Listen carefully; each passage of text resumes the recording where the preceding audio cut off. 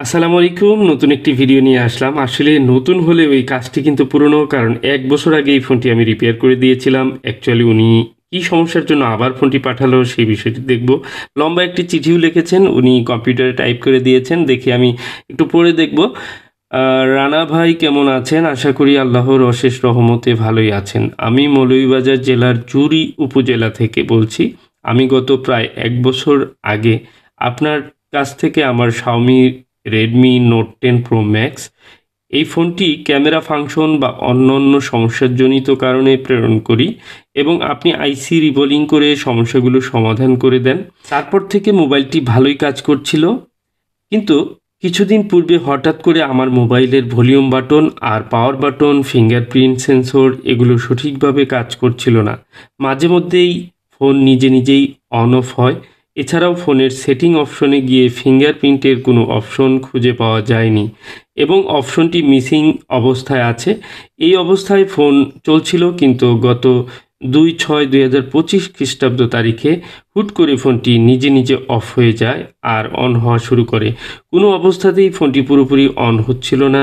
এই অবস্থাতেই ফোনের চার্জ শেষ হয়ে পুরোপুরি অফ হয়ে যায়। তারপর চার্জে লাগিয়েও ফোনটি চার্জ হয়নি।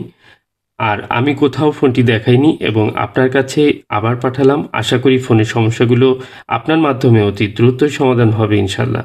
তো যাই হোক, আমিন ভাই এই ফোনটি পুনরায় আমার কাছে পাঠিয়েছেন। কিন্তু দেখুন, এই ফোনের বিষয়ে আমি যেটি বলবো সেটি হচ্ছে যে এই ফোনটির যে প্রবলেমটি সেটি কিন্তু আমি ওনার হিস্টোরি শুনে আগেই বলে দিতে পারি যে এই ফোনটির কী প্রবলেম হতে পারে। তো এই ফোনটি সাধারণত যেহেতু অন অফ হচ্ছিল, হয়তোবা পাওয়ার বাটনটি প্রবলেম হয়েছে আর ভলিউম ঠিকমতো কাজ করছে না, তার মানে সাইড থেকে হয়তো কোনো লিকুইড ড্যামেজ হতে পারে এবং কি অন অফ হতে হতে একসময় ব্যাটারি ডিসচার্জ হয়ে ফোনটি কিন্তু অফ হয়ে যেতে পারে। এটি যারা টেকনিশিয়ান রয়েছেন সেরকমটি ধারণা করবেন হয়তো।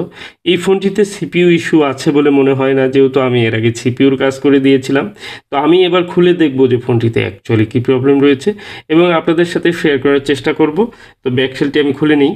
আর ব্যাকশেল খোলার পর আমি এই ফোনটির যে স্ক্রুগুলো রয়েছে সেগুলো খুলবো এবং কি আমি দেখব যে এই ফোনটি অ্যাকচুয়ালি কী প্রবলেম এবং A to Z কীভাবে এই প্রবলেমটি ফল্ট ফাইন্ডিং করে সমাধান করা যায় সেই বিষয়টিও আপনাদের সাথে শেয়ার করব। দেখুন, আমি ব্যাকশেলের পর রিংটি খুলে নিলাম এবং মাদারবোর্ডটি খুলে তারপর কিন্তু আমি এখানে যে পাওয়ার বাটন রয়েছে সেগুলো একটু চেক করছি। এখানে প্রচুর পরিমাণে ময়লা দেখতে পাচ্ছি।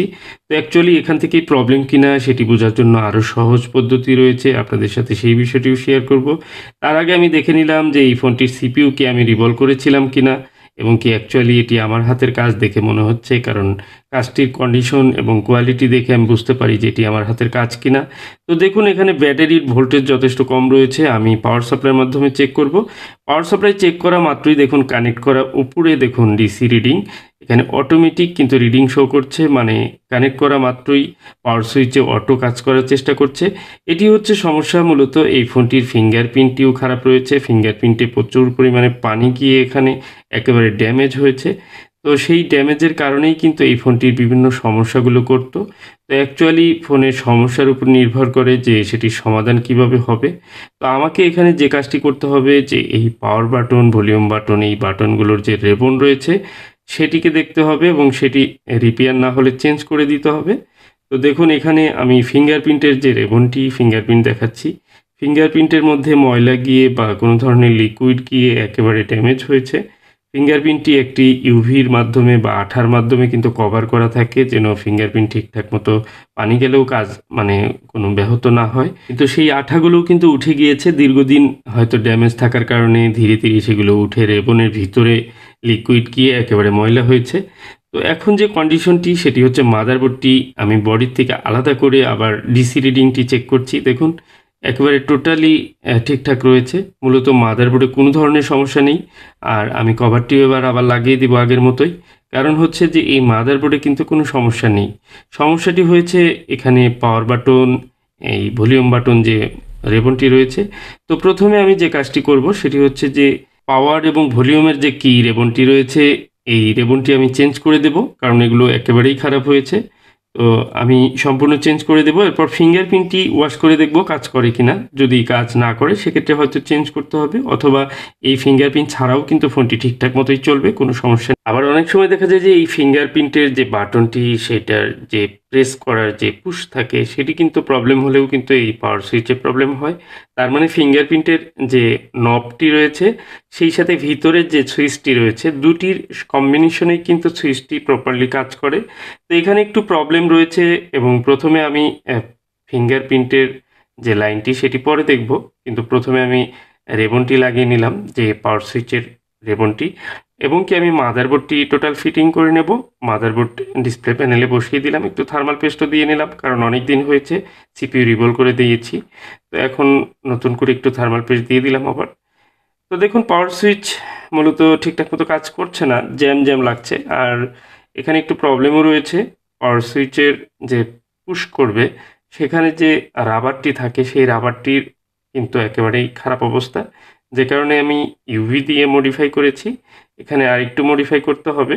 দেখুন এখানে আমি কিন্তু ইউভি দিয়ে একটু একটা বলের মতো বানিয়ে দিয়েছি, কারণ পাওয়ার বাটনে গিয়ে প্রেস লাগবে। সেই বলটি একটু উঁচু হয়েছে, এখানে আমি ড্রিল করে একটু নিচু করে দেব এবং সেটাকে ফিটিং করে সুন্দরভাবে যেন সুইচটি কাজ করে সেই বিষয়টি দেখব। তো দেখুন এখানে আমি পাওয়ার বাটনটি দেখব ঠিকমতো কাজ করে কিনা, আপনাদের মাইক্রোস্কোপে দেখাচ্ছি। এই যে সুন্দরভাবে প্রেস করছে এবং ঠিকঠাক রয়েছে। তো এবার পাওয়ার বাটনটি প্রপার ওয়েতে কাজ করবে। তো যা হোক, এবার আমি দেখি যে ফোনটি অন হয় কিনা এবং ফোন অন হয়েছে ঠিকঠাক মতো। আমি বাকি সব দেখে তারপর আবার ফিটিং করব। তো এখানে যে রেবনটি রয়েছে ফিঙ্গারের রেবন, সেটি অ্যাকচুয়ালি আমি কানেক্ট করে দিব কি দিব না এটি ভাবছি। তো যা হোক, আমি কানেক্ট করে দেখব যে ফোনটি ঠিকঠাক মতো চলে কিনা। অনেক সময় এই ফিঙ্গার খারাপ হলে ফোনটি কিন্তু শর্ট হয়ে গেলে ফোনটি রিবোট করতে পারে, গরম হয়ে যেতে পারে এবং ফিঙ্গারও খারাপ হয়। তো আমি প্রথমে ফিঙ্গার কানেক্ট করে দেখব, ঠিকঠাক মতো যদি চলে তাহলে আর এই ফিঙ্গার ডিসকানেক্ট করব না। তো যা হোক, আমার ফোনটির সব কিছু ঠিক রয়েছে এবং পাওয়ার সুইচ একেবারে খুব সুন্দরভাবে কাজ করছে, ভলিউম কাজ করছে। তো আমার এই কাজটি আজকের মতো এখানেই সমাপ্তি দিব।